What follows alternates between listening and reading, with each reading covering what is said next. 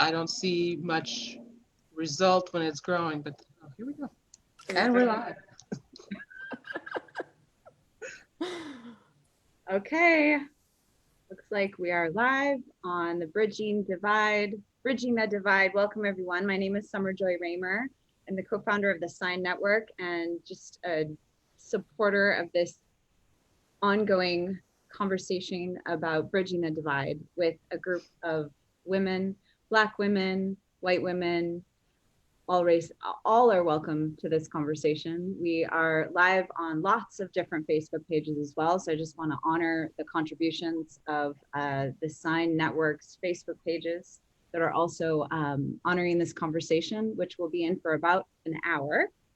And for those that were waiting for this to go live for the last half an hour, we apologize. We just had a little bit of a adjustment that we needed to do with our time. But we're really looking forward to this conversation. And the topic is, just to be really clear, it is under the Bridging the Divide. And the topic is, I'm not racist, but am I anti-racist? So welcome, and welcome Antoinette, who is really the co-host of this with me, Antoinette Hall Roots Data. And we are here with Michelle Monroe and Heather Elizabeth. So welcome everyone. Oh, and my apologies, and Heather and Lexi. All right, so I'm gonna go ahead and let you guys introduce yourselves, so that way you guys get to know. My name is Morgan Alexis. I go by Lexi. I live in Palm Springs, California, but I'm grown up kind of all over. And I'm here to help support some of my friends and people from Portland, as well as Internet and the movement itself. And yeah, that's me. Awesome. I'm Heather Kirkpatrick, and I am the board secretary of Wall of Moms International, and born and raised in Oregon, Portland metro area. So have been kind of deeply entrenched in everything that's been going on there, and here to support this amazing woman who has welcomed me into the fold. So I'm loving that. Awesome. I'm Antoinette Roots Data, and musician and activist and interfaith minister. I'm Michelle Monroe. I'm a singer and activist. Hi, everyone. My name is Heather Elizabeth, and I'm in Broomfield, Colorado, a recent transplant from Austin, Texas. And I am the founder of a movement called SHINE, and SHINE is an acronym for Supporting Humanity in Navigating Evolution. So very grateful to be here with all of you and sharing this sacred space. Thank you. And I already introduced myself, but I am Summer Joy Raymer, and I'm also honored to be a part of this conversation as an ongoing desire to be co-creating anti-racism culture. And I'm also in support of the WAMI organization through media support and whatever other way I can. So grateful. Awesome. So I guess that the topic was that we were going to start with is I'm not racist, but am I anti-racist? And one of the things I was sitting here thinking about earlier today and over the weekend was about, do Black lives still matter? Because I've heard many people say it's like, yeah, Black lives matter. And she's got the t-shirt, which I'm very proud of her for wearing this t-shirt on the airplane, all through the airport. Everybody's seeing what she's standing for. It's like, does it still matter? Because past the protest or during the protest, like in Portland, the protest is 150 days strong now, and then other cities, they're not necessarily protesting anymore.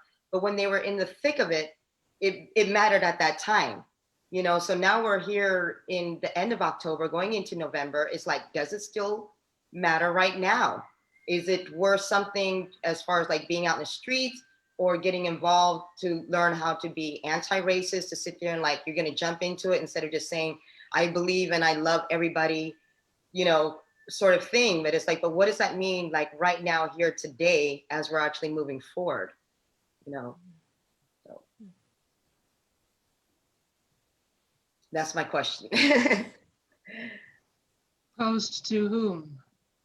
Anybody, I mean, you know, the viewers who are watching, even to you guys who are sitting here, I mean, let's start. All right, let me just go ahead and I'll start with you, Heather. Heat. Heat. I know, like, well, for Oh. me personally, yeah, go ahead. Before we begin, perhaps we should define what anti-racism is and what racism is. Anybody want to grab their Google or whatever? Or does anybody have a definition, a hot definition ready to pull from? Because I think perhaps Lexi's people got may it. be, The NAC International Perspectives and the Women of Global Solidarity. The way they define it is anti-racism is the active process of identifying and eliminating racism by changing systems, organizational structures, policies, and practices and attitudes so that the power is redistributed and shared equally. Now, what I find interesting too is because the Ontario Anti-Racism Secretary says anti-racism is the practice of identifying, challenging, and changing the values, structures, and behaviors that perpetuate system racism. So I think that's a pretty solid definition of what anti-racism is. It goes on with other examples, but I think that's a great definition, and I think we should revisit those points that are within that definition, because that's going to help shape this conversation. What values are the opposite? What values tend to, what are racist values? What is racism? Those, perhaps we should define that as well so that we're clear about what we're discussing. the practice of anti-racism, it kind of goes into that, saying that, and they give a bullet points of identifying what's the difference. Okay, can we go through those? A person who practices anti-racism is someone who works to become aware of these points. One, how racism affects the lived experience of people of color and Indigenous people. And that's important, the lived experience. Two, how racism is systematic and has been a part of many foundational aspects of society throughout history, that it can be manifested in both individual attitudes and behaviors, as well as formal and also known as unspoken policies and practices within institutions. And the last one it says is how white people participate, often unknowingly, in racism. Pagan McIntosh and later Paul Cavell came up with what was called white privilege checklists that support white people in learning how whiteness, often without them recognizing it, shapes their place in society and its impacts. Okay, that was totally a mouthful. It was. I think yeah. we need to relive that as well. I'm looking at a definition of racism right now, which is from the Merriam-Webster, the simplest definition. A belief that race is a fundamental detrimentant of human traits and capabilities, and the racial differences produce an inherent superiority of a particular race. A belief that race is a fundamental determinant, sorry, I said detrimented, a fundamental determinant of human traits and capabilities, and that racial differences produce an inherent superiority of a particular race. So that's our definition of racism, and that's our definition of anti-racism. How can someone show, in what ways can someone show that they are not just not racist, but anti-racist? And perhaps you guys can share some of your experiences. What's that, how you're doing it, how it comes up in your life, what you're encountering when you practice it, anti-racism. I'd be happy to speak to that. Amanda Harrison just arrived, and I think that was her. Oh, sorry. Hard time. Summer, you want to go? We're having a hard time hearing you. It's too bad, but I'm glad you're here.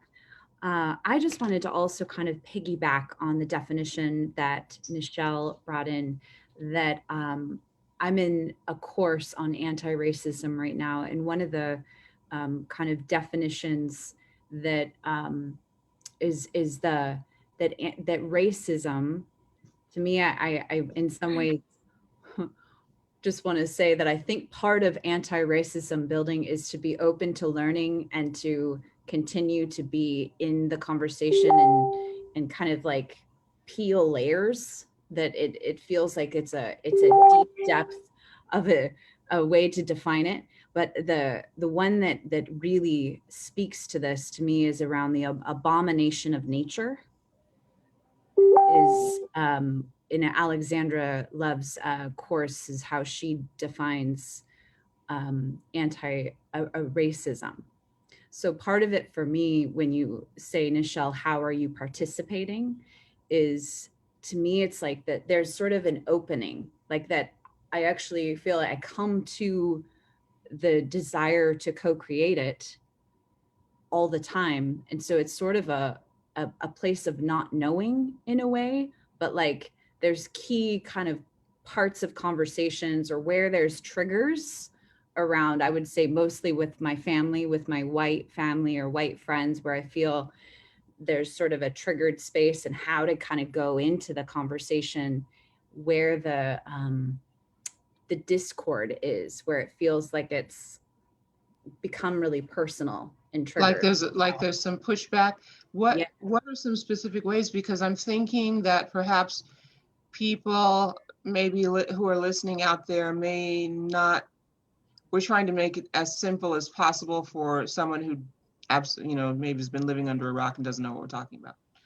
And so I know that as a Black person, before all of this movement happened, when I would try to talk to some of my white friends about racism, I would get that same pushback. And I think I can speak for all of my Black friends and family members who have friends who are not Black. When you start talking about racism, we know what you're talking about. We know that pushback that you're experiencing, and usually the person who's pushing back is in full denial that they're pushing back. Mm-hmm. They think they're being a participant.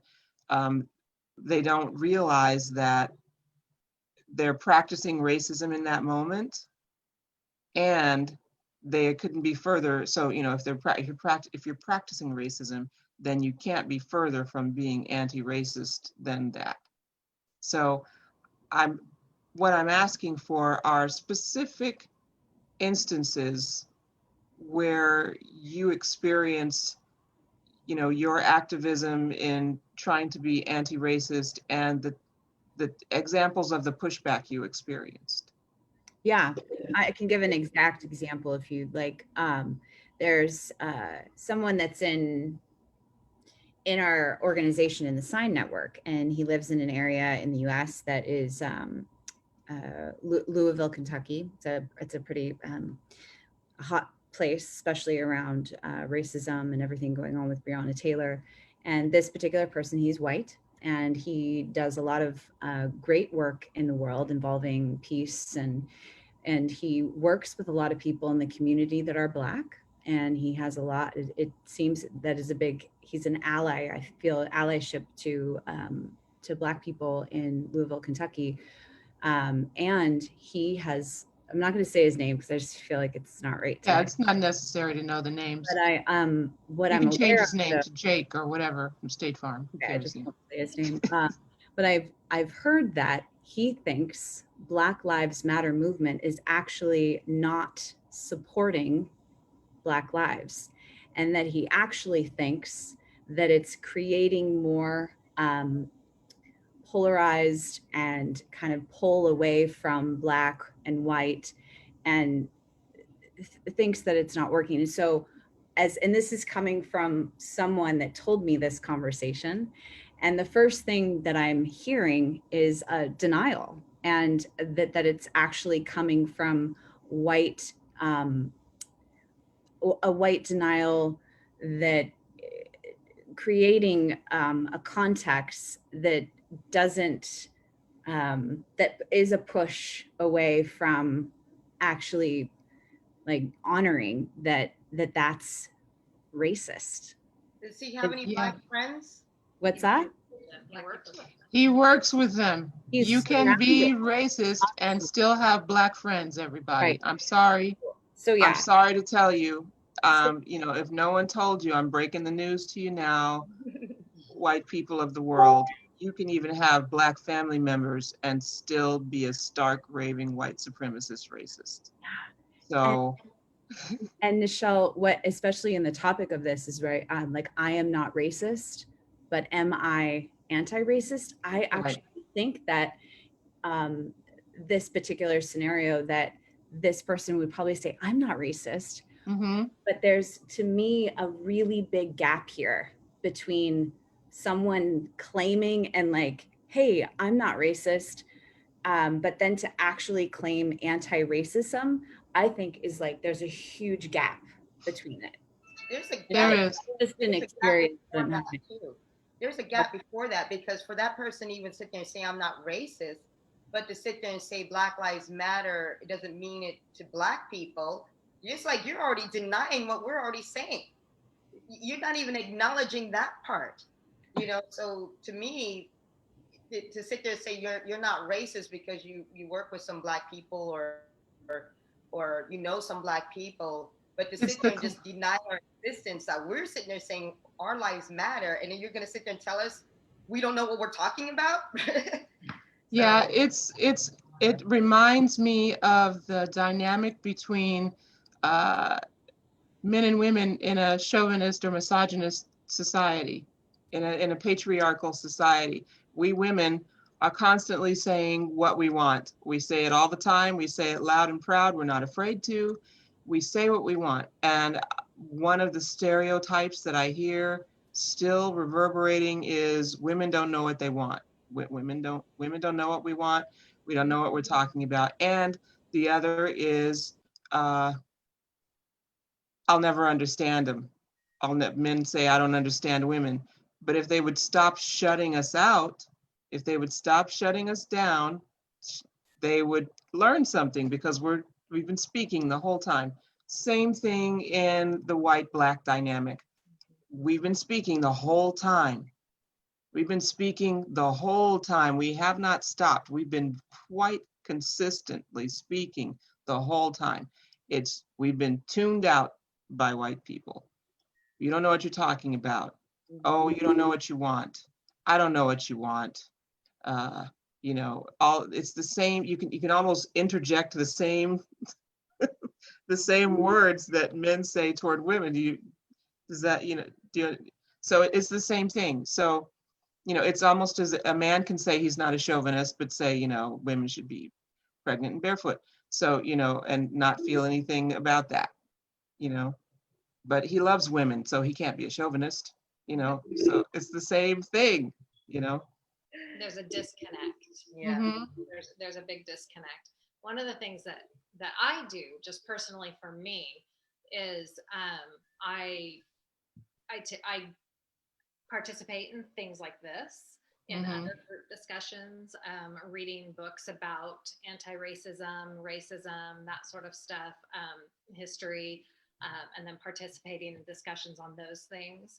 And one of the groups that I joined, it's now called the Anti-Racism Coalition, but it was called White Support for the Black Lives. And we do a lot of work with, working around like, what is white privilege? What is this? How does it present itself in what ways? But the main thing that they talk about is that you can call yourself an anti-racist all you want, but do you actually put in the work? What are the actions that you take? And the focus is that we want to take anti-racism from being just something we call ourselves, to something we do. Mhm. So it's an action instead. Absolutely. Right. And I think a lot of people are like, well, I'm not racist. That means I'm anti-racist. Yeah. Right. No. It doesn't. It doesn't. It's not. It's, I mean, I can love as many Black people as I want, but I can still be racist. Mhm. I can be the nicest person in the world and I can still have racist ideas and Mhm. racist thoughts and racist, you know what I mean? But not actually have ill intent, but it still is hurtful. Right. And- You may not be acting on it, but they are part of your psyche or sub-psyche. Exactly. And it's what the world that we're raised in, right? This idea, this concept. I mean, even me growing up poor, right? Dirt poor in the projects, I still had more privilege, Mhm. even so. And I know that, and I can recognize that. But it's other people, like they have to learn where their white privilege is, no matter how dirt poor they grew up. If they're white, they still had a privilege that Black people didn't have. Yeah. Can you repeat that, please? And say it loud to the people in the back and all the other people in the Zoom. One more time, what it's like as a poor white person, because I hear this a lot, it's like, I'm So do I'm I. poor, I'm white, I don't have any kind of privilege whatsoever. So please repeat. Right. that. Right. It's absolutely false. You can be poor and white and you still have more privilege than Black people do. Mhm. Period. And I could still have all the money in the world and still be racially profiled by the popo. That's And right. still be shut out. And it's, when I picked you up from the airport, going down Crenshaw Boulevard, Nene, remember when we were trying to get a house and we could not get into these white neighborhoods? It's like the only place we can actually get into is in Crenshaw, is Inglewood. This is the Black neighborhood, right? Because We moved there. redlining is still a thing. And what happened a year later? They raised our rent by $1,000 on top of what we was already paying. Because of gentrification, yes. They kicked us out of the Black neighborhood. So as I'm Mhm. going down Crenshaw, so I can go and get my ackee and sawfish down there, you know what I see them doing? Building this big old Millennium Hotel in Crenshaw, in Mhm. Inglewood. The same place where I couldn't even live before, and then I got Right. in, and they kicked me out of there. And now I'm out here in the sticks. So. Right. But the Yeah. sticks where you are is not so bad. You got a sweet pad, and far more than you would have in Los Angeles. So you came out. You're still winning big, my sister. But I was gonna say that I think that we need to talk about privilege again. What the definition of privilege? This is my definition of one of my definitions of privilege, white privilege, which is, well, I wouldn't say it's a definition. It's a thought. White privilege does not mean that you haven't worked your butt off for your entire life to have the things that you have and to be where you are. It does not mean that you haven't worked your butt off to have those things. It means that your hard work is valued. And so value is a recirculating theme here, which was mentioned in your definition of anti-racism, a system of values. What is valuable in the system of white supremacy? What does being white mean in society? These are questions that you should be asking yourselves. What does whiteness mean? And this is going to force you to walk a mile in someone Black's shoes. You can look from the outside and see in. Everybody knows. Everybody wants to be Black until it's time to be Black. That's something that I say a lot. Everybody wants to dance, talk like, act like, blah, blah, blah, all of that. But then when it comes down to having to face what it truly means to be Black, not just in this country, but in the world, because there's nowhere that Black people can go in this world where we won't be discriminated against. It doesn't matter if we're on the continent of Africa or in Borneo.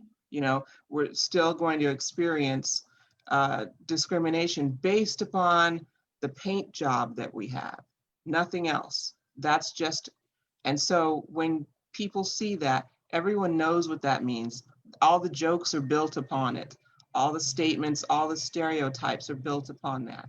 So knowing that you don't have to worry when you're applying for a job and it asks what race you are, that when I look at that, I always freeze, because it's like, do I say I decline to answer that?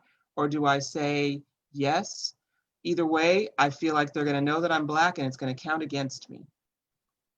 When you are a white person, you can proudly check the white box, and there's no strike against you at all, ever, in nothing, in any situation, because of the color of your skin.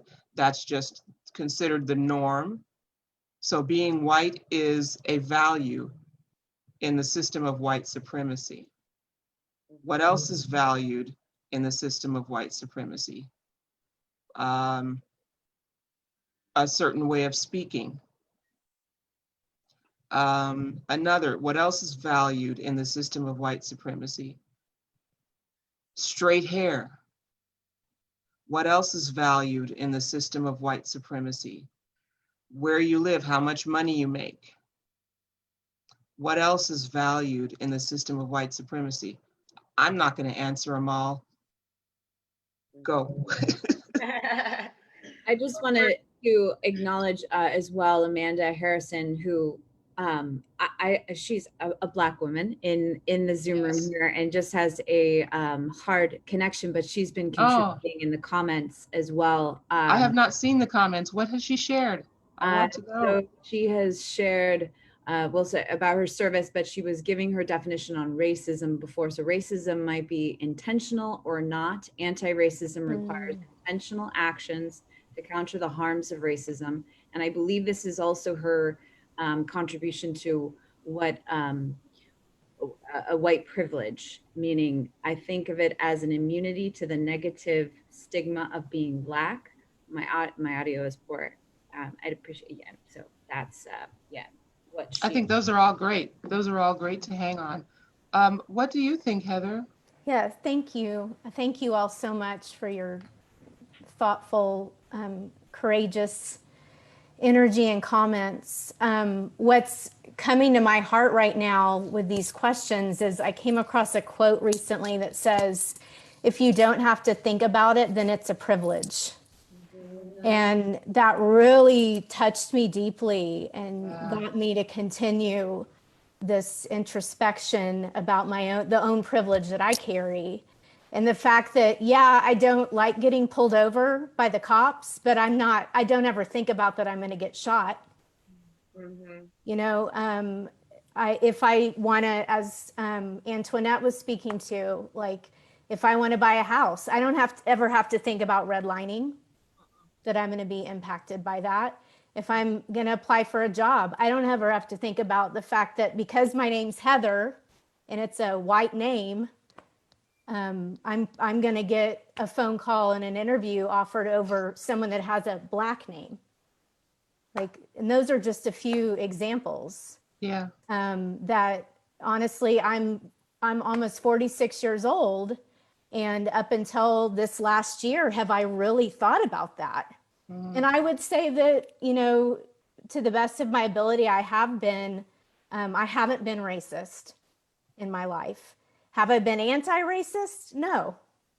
That's certainly my intent. And I know that I've got a long way to go with it. Yet I do so resonate with the definition that it's about action. It's so much about action, and it takes a lot of courage, and it takes being in integrity and being willing to be real about the privilege that we carry and how much racism is a part of our society. Nothing has changed in hundreds and hundreds of years. It may kind of have a different framework a little bit right now, but nothing's changed. It's still in place. Mhm. And I feel like a lot of white people are still in a place of a lot of denial and defensiveness. Yeah, It's like, because I'm sorry, go ahead, Michelle. go, you No, finish your please, thought. please. Well, that's like the stumbling block. You know, it's like if we as white people refuse to let down the defenses and refuse to be willing to really see our reality for what it is, until we can get to that place, that anti-racism step is going to be next to impossible for a lot of folks. You've got to be willing to be real with yourself. And I agree. yes. I agree. And I also think that um, here's another bombshell. If you are not practicing anti-racism, it is racist. Yes. You are still perpetuating the system of white supremacy racism when you do not practice anti-racism. And I saw a comment that Amanda Harrison put in the chat, anti-racist, pronounce a person's name properly, encourage others to do so. This is, for example, we hear people talk about Obama's name and Kampala's name. What other what other presidents were criticized about their name? That's an example. You know, when you hear, maybe you listen to a coworker or a family member or a friend mispronouncing someone's name who, I know, I know it's Amanda corrected herself. She meant Kamala, and I knew, but I kept that in there because a person might say something like that. They may pronounce her name Kampala, knowing that full well that it's Kamala, but mispronouncing someone's name intentionally is practicing racism and cracking jokes about ethnicities, calling countries shithole countries, practicing racism. That's practicing. So that, you know, that's not anti-racist. And yeah, as Heather brought up, it takes a lot of guts. It takes a lot of courage. You're going to need the patience of Job. You're going to need the patience of the average Black American. We got some To- patience. Are quite patient, losing it, but you know, there's still this much there. You know, for some people, there's none. They're not on this panel right now because they cannot. You know, and that's, I totally understand. But for some of us, we still have the patience to have a show like this, to contribute and try to help, where others of us are exasperated. And I quite honestly feel that way. I vacillate between wanting to help and not wanting to help at all, because it's that frustrating. Just, you know, I'm using all my energy stores to just live my life, because it's that taxing. But yeah, it takes a lot of courage to be anti-racist. What other ways can we be anti-racist? I want to add one thing about that. It's something I worked on community college for the ASPCC, and we would do diversion day, and we would do things, and it's just, we talk about transgender and color and how to approach these things. And the thing I hear so often, particularly from white people, is, oh, well, there's minority jobs. The very comment in that way is racist. The fact that anyone says that we're doing one thing and thinking it's enough is a racist comment. Throwing out Oh, we had a Black president. Isn't Right, it right. over? And so literally I hear these people say these things. Or the other one that really bothered me was having students say, because now we mandate that these students that work for the school have to attend. No one is required to attend these in college, but when you work for the college, you have to attend. And then I start hearing, oh, well, this is reverse racism. Mhm. it blew my mind because that alone is one of the most racist things you could say to a person of color who is doing the best they can to educate and support. You're taking away their voice. Sometimes white people just need to shut up and stand beside them and let that be heard rather than constantly feeling that you have to defend yourself. You know, I see it a lot that people think that because these people, this is a real struggle, that they have to defend their own person rather than defending humanity. Mhm. Let's talk about reverse racism. Let's talk about that idea. Yeah, one of Just- the things when they talk about affirmative action, I mean, when you were talking about the jobs thing, I really think that with the jobs applications, they shouldn't put names or ethnicities on the application. They should just do it by numbers. Because I'm so sick and tired, and I'm telling you, when I say that That's a I'm great idea. sick and tired of sick and tired, because they say, oh, with affirmative action, it's like they're giving it jobs to unqualified Black people. You know, and I'm like, what unqualified Black people? Because right now, you know, if you look at the tech industry as far as in Silicon Valley, the top students of the courses of the colleges in Silicon Valley are Black and Hispanic. They're the top of the class, and because of affirmative action, they have to let in that one Black person in there. You know, But you go to a lot of tech companies and scratch and scrape to see someone Black besides the receptionist, which is what exactly. a lot of racist companies do. They put a Black face in the front, and then behind that Black face is nothing but a white wall.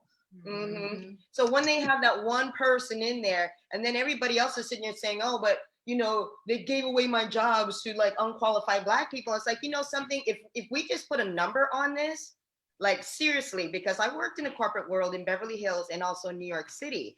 If you just put a number on the application without the name, whether it's John or Shaquan, and nothing, and you will see, you watch and see what happens about the amount of minorities that would actually be hired anywhere. And this I is agree. I think that's a wonderful brainstorm. We should get probably. a job, if we get a job in the corporate world, we're so happy to get this job. It's like we'd be afraid. I remember when I was working in Beverly Hills, I'm like, I'm gonna take my MySpace outside, you know, during my lunch hour. I'm gonna take it away from the building. And while I'm walking through the whole floor, everybody's on MySpace. Everybody related to somebody in the company, their friend, their brother, or you know, that type of privilege of hooking up their family within these companies. And then these Black men who are graduating with straight A's and everything are down there in the basement, you know, delivering mail. By the time they get up to the 20th floor, that ain't even gonna happen in their lifetime. And they have the skills, they have the qualification, they have the education, you know. So it's like, let's just clear the slate and just put a number on every single application and then see what happens, see what the pick of the litter actually is.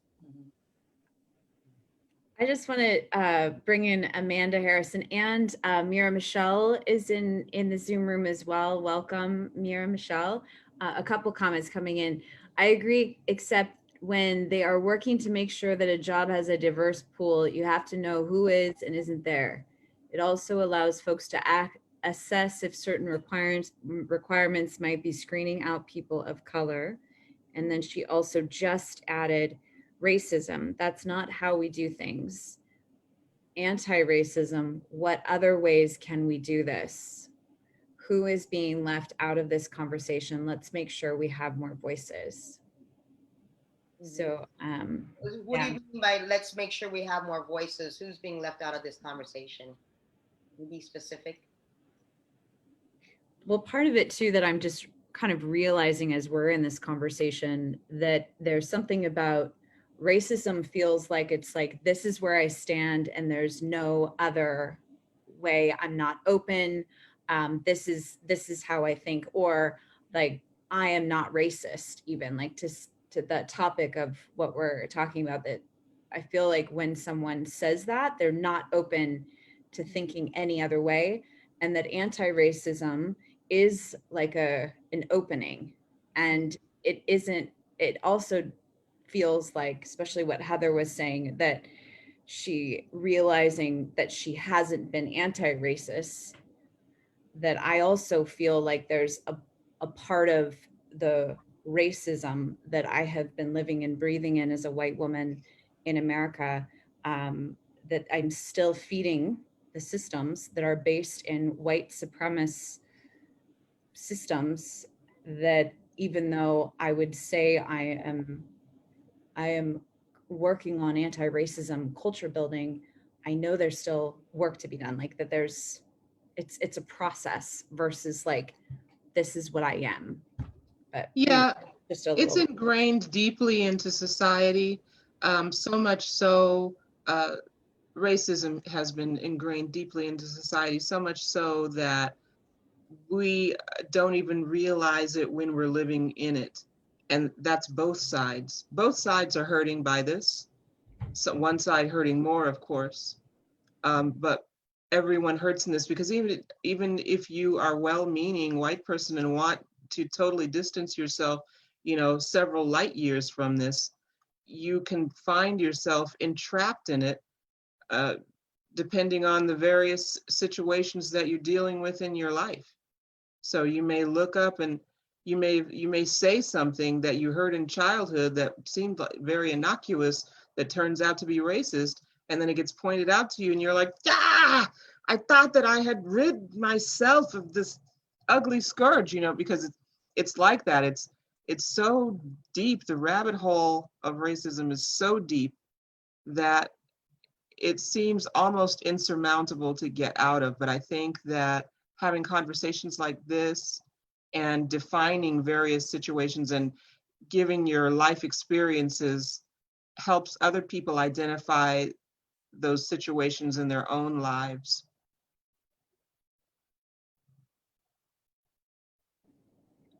Yeah. Go for it. I was gonna say, one of the other things in the in that other group that I'm in is we talk a lot about being comfortable being uncomfortable. That the only time people change things is when they're uncomfortable, right? You only want to make a change once you're uncomfortable, because when you're comfortable, then that feels good and we're not going to change it. So we have to remember that being anti-racist doesn't mean being comfortable. It means being uncomfortable so that you do the work to be anti-racist. It also means that you have to do this for the rest of your life. You will always be working at being anti-racist. It's not something like you just take a course and, oh, look at that, I'm anti-racist now. Like that's not how it works. You keep working at it. You have to keep working at it, because you're going to come across situations where maybe you're at a party and some white people are telling jokes, and what do? Do you confront them? Do you say, hey, that's not okay? Or do you protect yourself from being attacked by the group because you stepped up? Are you willing to get attacked? Are you willing to be the focal point of their anger when you confront them with their racism? Mm-hmm. That's part of being anti-racist. You Right. have to be willing to put yourself in those situations, and you have to be willing to step up to those people, because if you don't, then you're just enabling it further. Yeah, silence gives consent. Apathy is, if you're not speaking against it, then you must be for it. And so, if you're not practicing anti-racism, then you are practicing racism. It's pretty simple. It's hard, cold, hard, jagged pill to swallow, but it is the truth. So that's where we have to be mindful. And I think that the idea, the example of, checking some people at a party, of course, nicely, whatever, you can always do the hit and run. That's racist and blah, blah, blah, blah, blah. And then I'm off to the drink table. They don't get to, retort, no rebuttals. They're not taking rebuttals, no comments. Check your friends and family on Facebook. Yeah, check your friends. Sometimes I go through my people's newsfeed and, I've lost a lot of friends. And, I lost friends because I called them out for not calling out their friends and family. They got upset with me because they said, well, I didn't say that. I'm like, yeah, but you didn't check them and call them out on it. And if you're not willing to sit there and call them out on it, then you really ain't really checking for me either. Really, at this point, like you said, it's taxing and I'm tired. I'm so tired and I'm so exhausted that to try, but I feel like we do still have to take the time and muster up this energy to sit there and educate white people, because a lot of them just don't understand and they just don't know that so this is going to require more work for me to do. But if I don't do it, how are they ever going to know? If I don't think take them out on that it, say anything, how will they ever learn? They're not going to do it by themselves willingly and openly. no, people, like she said, like your friend said, I'm sorry, new friends, I forgot your names, but I honor your presence. What, just like you said, if it's comfortable, then why would you want to fix what's not broken? So there has to be some discomfort expected there. Denial is a hell of a drug, and you're going to hit that big keg of denial, several kegs of denial at every party. I've been there. I've been, asked, what are you doing here? Just pointedly kind of, situations. So, when you're a Black person, anti-racism comes with you, because you're basically fighting for your existence, fighting for your right to exist. And when you're a white person and you're practicing anti-racism, you become an ally. You get that pin, that badge that says, don't try it around me, and here's why. And then when you become an anti-racist, that's when you become an accomplice. That's when you Right. become a ride or die homie, Right. I'm calling them allies. They, we can know them by many different names, but yes, an accomplice, an ally, a friend. Just remember that in this anti-racism fight, you're going to be treated as an N-word lover. Okay, that's a phrase. A lot of people are afraid of that, because they know. This is why I posit that people know. They're not ignorant. People know, because the whole reason that some people are not practicing anti-racism is because they're fearing the backlash, which means they know that there is a value system set up to dislike Black people.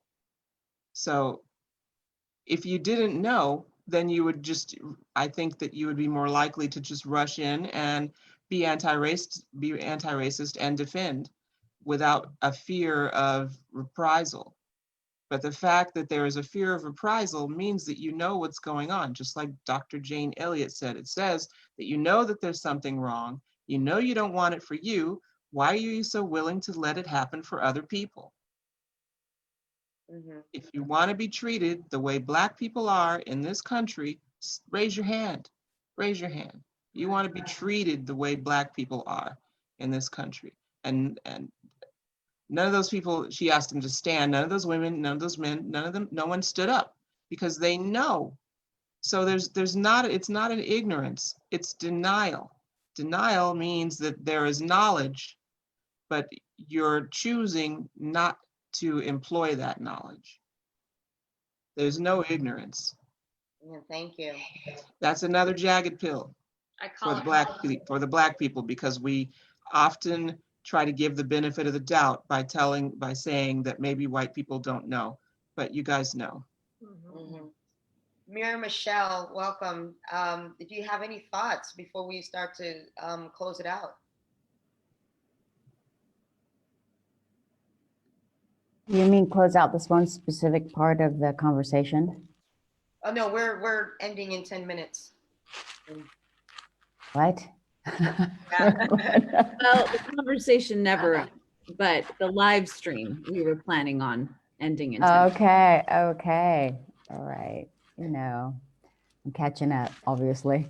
Well, the question between ignorance and denial, this response is right on target, I feel, and it's obviously on our planet wake up time, and for so many different reasons. And this is one of the biggest, right? We have to lose our superiority / inferiority complexes. you know, and this is painful for all of us, but it's especially painful for people of color, right?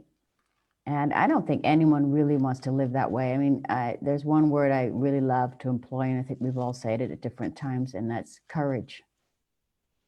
You know, we have to, and we have to be more courageous about what kind of planet we want to live on, you know. And so it's all very courageous. Every single human in this call, I have goosebumps right now, to speak their truth, you know, in the way that they do for themselves and their lives. So we are like being forced at the moment on our planet to get courageous, you know. So we ought to be Mama and Papa Lions at the moment and face that, like our sweet sister Nichelle said, that jagged pill, you know.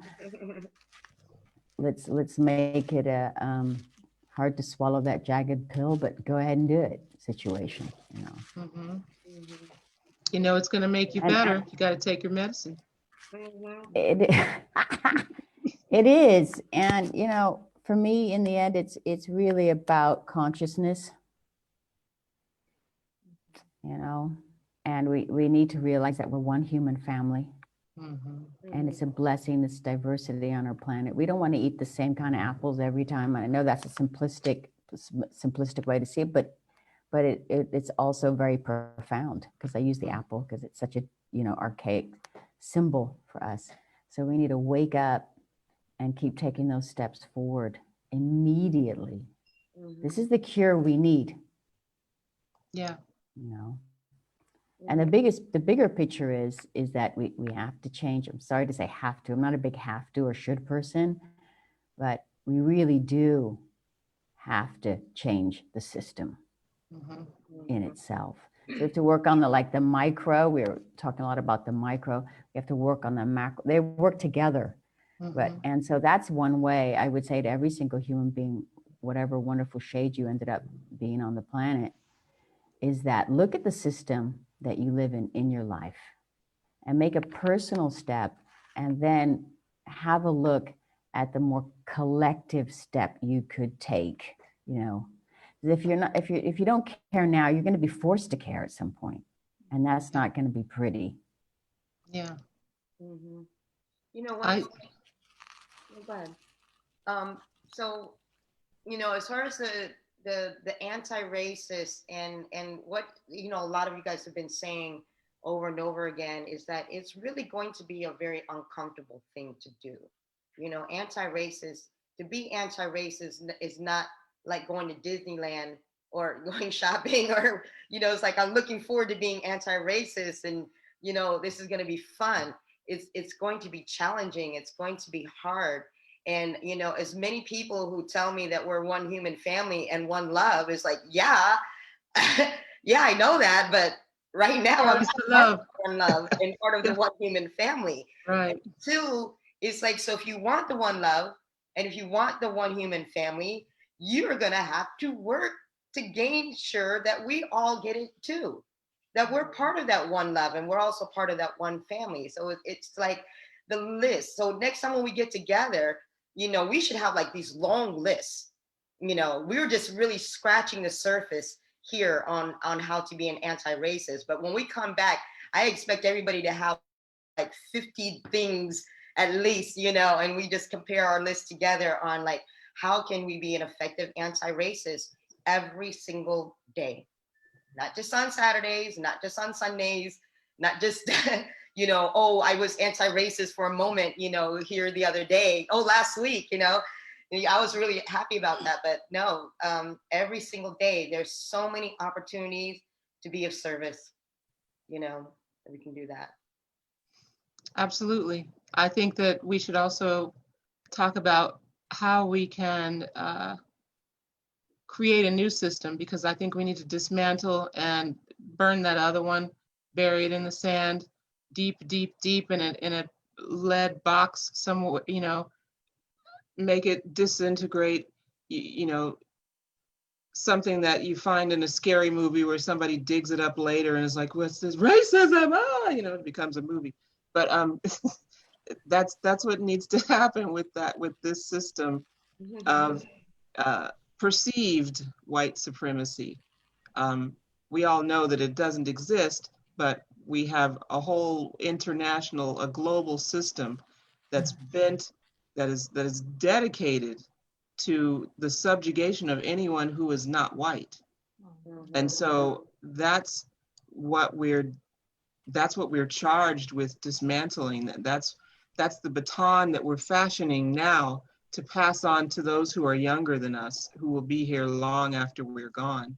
And thank God we have some warriors in the younger generations, because all that recalcitrance and belligerence that drove us all crazy, those of us of a certain age, it's necessary for this battle in favor of equality for all.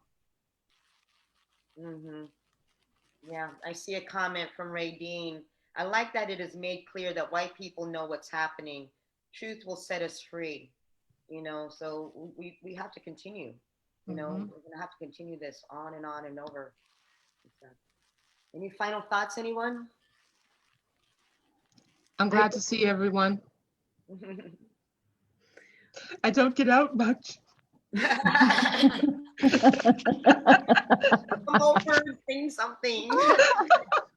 I wanted to add something about the end of that article that I was reading about anti-racism. Talks about something that you guys really touched on, about the primary focus for social change, nonetheless, is racism, which is complicated and often reinforced by other forms of oppression. And because we live in a society that is so resistant to and uncomfortable with discussions of racism, it is imperative to maintain that primary focus, that it's important to identify the oppression, to talk about it, to let Black lives have their lived experience, and to not justify or stop them.